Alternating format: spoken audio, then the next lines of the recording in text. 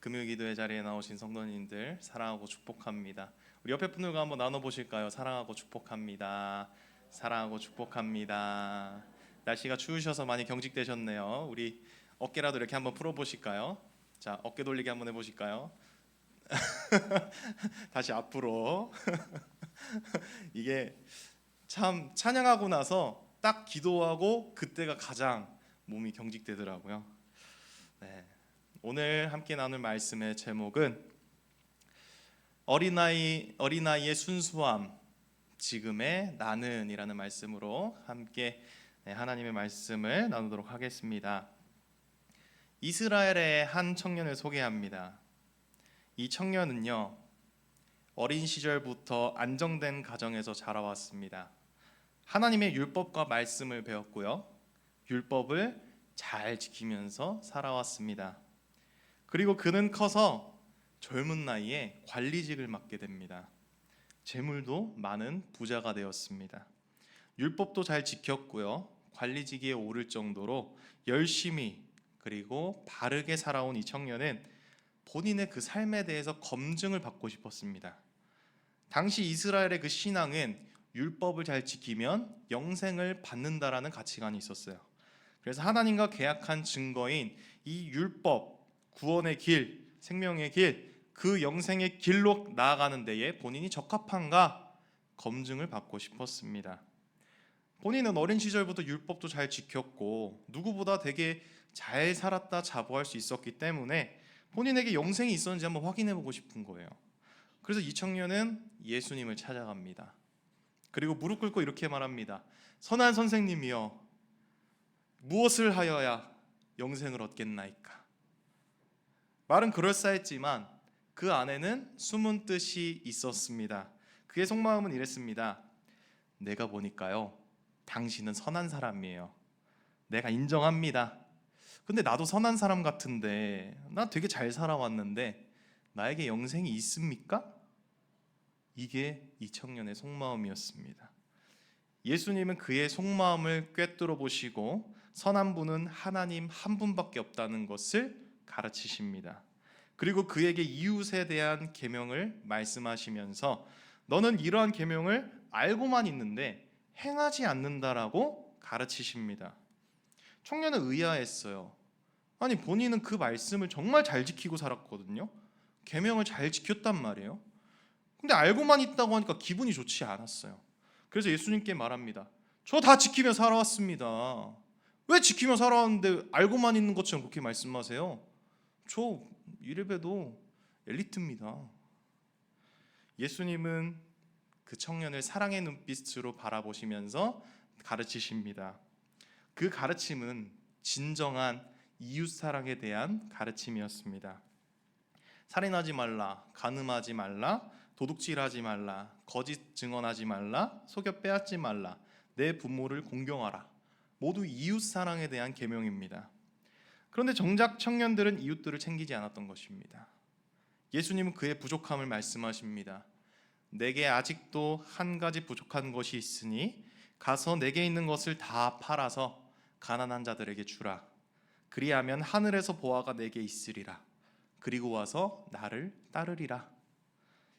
예수님을 따르는 것은 이 청년이 원하는 그 영원한 생명, 영생으로 가는 유일한 길이었어요.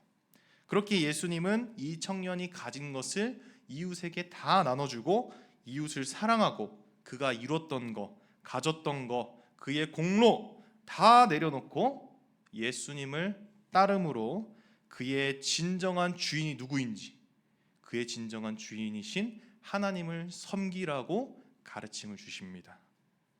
이 가르침을 들은 청년은 머리가 막 복잡해지기 시작해요. 이게 무슨 소리지? 내가 이룬 거? 가진 거? 이때까지 내가 지켜오고 내가 정말 마음 가운데 중요하다 생각했던 거 다 내려놓으라고? 머리가 아파집니다. 그 자리에 더 있으면 버틸 수 없을 것 같아요. 청년은 근심하며 예수님을 떠나갑니다. 오늘 이야기는 우리가 정말 잘 아는 이야기의 말씀입니다. 한 부자 청년 이야기로 잘 알고 있죠.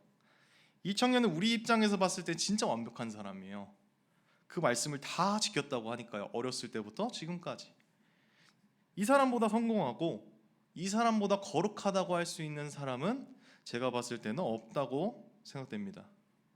근데 이 청년에게는 문제점이 있었습니다. 첫 번째, 그는 교만한 사람이었습니다. 어린 시절부터 그는 그 율법을 본인의 힘으로 지키면서 자라왔습니다. 그것은 본인의 자랑이었고요. 무엇이든 할 수 있는 원동력이 되었습니다. 실제로 그의 가정 형편은 나와 있지 않아서 모르겠지만 젊은 나이에 이 관리직을 가진 것으로 봐서 엘리트입니다. 모든 것이 그의 공로, 그의 능력으로 이룬 것이었습니다. 그렇게 그는 매우 교만했고 그리고 영생, 구원까지도 본인이 이루려고 예수님께 나아가서 이러고 질문하고 있는 겁니다. 두 번째, 그는 가식적인 사람이었습니다. 너무 완벽하고 너무 올바르게 살아온 그는 자신 스스로를 뭐라고 생각하냐면 선한 사람이라고 생각을 합니다. 어려서부터 계명도 잘 지키고 살아왔다는 것이 가장 큰 이유였을 것입니다. 그러나 그는 교만했습니다. 선한 사람이 아니었어요. 그런데도 본인 기준에서 남을 평가하고요. 마치 본인이 인정해 주는 것처럼 살아옵니다. 예수님께 선한 선생님이라 칭했던 이유는 정말 예수님이 하나님의 아들이심을 알아서 한 게 아니라 본인이 봤을 때 그의 가르침과 행실, 본인이 봤을 때는 이 사람 선한 사람, 오케이, 인정합니다. 이렇게 해서 남을 평가하며 살아온 것입니다. 이 선함이라는 것은 철저하게 하나님의 속성입니다. 그 선함은 내가 이룰 수 있는 것이 아니라 성령의 인도하심으로 내가 하나님께 나아갈 때 그때 비로소 우리에게 주어지는 것입니다. 그러나 이 청년은 본인이 그 선함을 이룰 수 있다는 그 교만으로 자신을 선한 사람으로 여기며 가식적으로 살아가고 있었습니다. 세 번째, 그는 하나님의 의를 따르지 않고 자신의 의를 따라갔습니다. 예수님께서 교만했던 그 청년에게 주신 그 가르침, 이 청년은 받아들이지를 못했습니다. 예수님은 교만한 자를 사랑하셨습니다. 그래서 그에게 살아갈 길을 알려주셨는데 청년은 자신의 의가 너무나 높았습니다. 본인의 생각, 본인의 경험이 너무 중요했고 그것을 버리지 못했습니다. 예수님의 가르침은 우리가 앞에서부터 쭉 묵상을 해왔을 때 알 수 있듯이 자기 부인입니다. 자기 공로와 경험, 생각, 모든 것을 내려놓는 가르침입니다.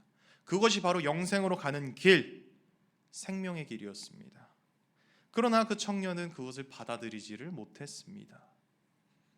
하나님의 의보다 자신의 의가 더 높았던 것이죠. 그 자신의 의가 너무 견고한 성이었기 때문에 예수님의 그 가르침을 듣고는 근심하며 영원한 생명, 진정한 생명이신 예수님을 떠나갔습니다. 이 청년은 참으로 안타까운 사람이에요. 자신의 문제로 인해서 눈앞에 진정한 생명을 두고서 뒤로 돌아갔습니다. 하나님 나라의 백성이 되는 그 순간 그는 뒤돌았습니다. 오늘 우리가 읽은 이 본문에는 이런 안타까운 청년과 대조되는 인물이 나타납니다. 누굴까요? 바로 어린아이들입니다. 분명 본문을 읽었는데 왜 청년 이야기만 하지 이런 생각하신 분들 계실 텐데요. 이때를 제가 노린 것입니다. 어린아이들은 그렇게 대단하지가 않아요. 가진 것도 없고요. 당시에 그렇게 인정받고 살아왔던 그러한 아이들이 아닙니다. 그리고 제자들이 그 어린아이들이 다가오는 것을 봤을 때 그 어린아이들이 못 오게끔 이렇게 막았어요. 왜 그랬을까요? 그 자녀들의 그 아이들의 부모님들이 그렇게 별 볼 일 있는 사람들이 아니었던 거죠. 그 청년이 다가왔을 때 제자들은 아무런 행동도 보이지 않아요. 부자니까요, 관리니까요. 근데 그 아이들이 다가오니까 막 맞기 시작합니다. 너희가 여기를 어떻게 오냐? 감히 예수님 앞에 니네가 왜 이 자리에 오고 있냐? 그만큼 별 볼 일 없는 아이들이었습니다. 이 세상이 바라보는 눈으로 되게 보잘것없을지라도 이 아이들에게는요 정말 큰 무기가 있었습니다. 그것은 바로 순수함입니다. 다른 누구도 아닌 예수님 앞에서의 순수함입니다. 어린아이들이 예수님께 다가간 이유는 딱 하나였어요. 예수님께서 만져주시기를 바라면서 예수님께 다가갔습니다. 영생을 바라거나 로마에서 이스라엘을 구원해 주세요, 이런 대단한 사명감을 가지고 나아간 게 아니라, 자신의 상황과 문제를 해결하기 위해서도 아니라 그냥 예수님이 만져주시기를 바란 거예요. 그냥 예수님이 너무 사랑스러운 겁니다. 예수님을 사랑한 겁니다. 예수님이 너무 좋은 겁니다. 예수님 품 안에 안기기 위해 다가간 겁니다. 예수님을 이용한 것이 아니라 예수님을 사랑했다는 것입니다. 이 얼마나 순수한 사랑입니까? 예수님께서는 이러한 순수함을 가진 어린아이들이야말로 하나님 나라의 백성이라고 말씀을 하십니다. 순수하게 하나님 나라를 사랑하고 바라보는 이 아이들만이, 이 아이들 같은 믿음을 가진 자들이 그 하나님 나라에 들어갈 수 있다고 말씀을 하시잖아요. 이러한 순수함, 부자 청년처럼 본인의 그 공로를 내세우지 않는 순수함, 교만하지 않는 그 순수함, 가식적이지 않은 그 순수함이 바로 우리에게 있기를 소망합니다. 교회에서, 가정에서, 직장에서, 여러분들이 속한 모든 그 공동체 가운데에서 이 순수함을 잃어버리지 않으시기를 간절히 소망합니다. 그러면 우리의 삶에서 이 순수함은 무엇일까요?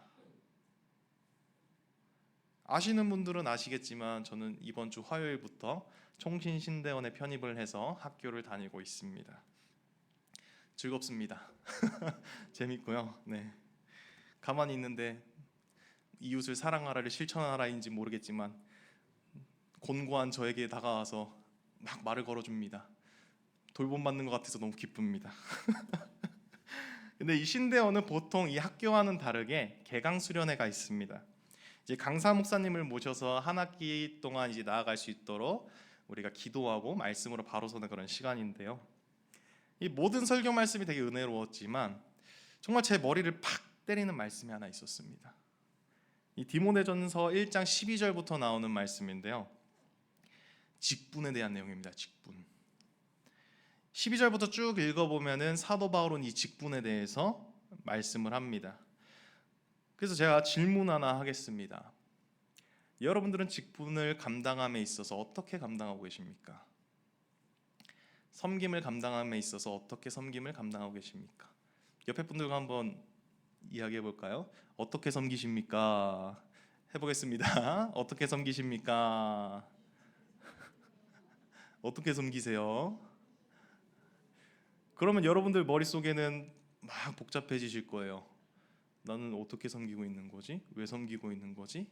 어떤 자세로 섬기고 있는 거지? 저도 많은 생각이 들었습니다. 저는 이 지금까지 직분, 섬김, 모든 그 하나님의 일에 있어서 제가 은혜를 받았기 때문에 섬기는 걸로 그렇게 알고 있었거든요. 그러니까 하나님께서 주신 그 구원의 은혜를 받은 자로서 나는 하나님의 일을 감당할 수 있는 거예요. 그렇죠? 애매하시죠? 네. 이 말은 정말 그럴싸합니다. 그런데 사도 바울은 그것이 아니라고 말씀을 해요. 너무 충격이었어요. 이 하나님께서 주신 은혜를 받고 하나님의 일을 감당한다는 이 말은요, 내가 하나님의 은혜를 받았으니까 특별히 하나님의 일 감당해 줄게요, 이런 말이에요. 받은 은혜에 대한 반응으로 내가 하나님의 일을 해주게 되는 겁니다. 너무 충격이지 않나요? 이거 얼마나 교만한 생각입니까? 정말 큰 충격을 받았어요. 저는 매번 기도할 때마다 꼭 들어가는 기도 제목이 있어요. 교만하지 않게 해달라고. 그렇게 제가 하나님께 기도를 하면서 제 마음은 교만을 찾아가고 있었어요. 우리가 되게 조심해야 됩니다. 순간 우리가 잘못하면 교만에 빠져버립니다. 이 하나님의 일을 감당하는 게 제 공로가 돼버리고요, 제 스펙이 돼버려요. 그 순간 제 머리가 되게 혼란스러워졌습니다. 그리고 이어서 사도 바울이 생각하는 그 직분에 대해서 들었습니다. 사도 바울은 직분을 무엇으로 여기냐면 그것 자체가 은혜라고 말합니다. 선물이라는 거예요. 섬김이라는 것이 내가 하는 것이 아니라 아무런 자격도 없는 나한테 주어진 은혜, 선물이라는 겁니다. 내가 잘나서 자격 있어서 하나님의 일을 하는 게 아니에요. 그냥 조건 없이 선물로 주신 겁니다.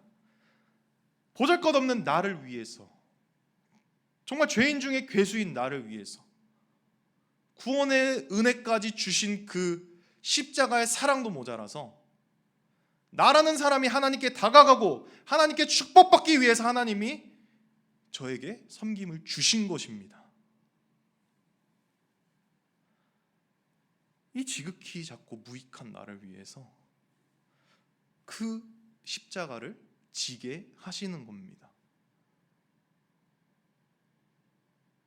정말 그 말씀을 딱 들었을 때 저 혼자 막 울고 있었어요. 옆에서 막 나 아멘 아멘 하고 있는데 저 혼자 막 눈물을 흘리면서,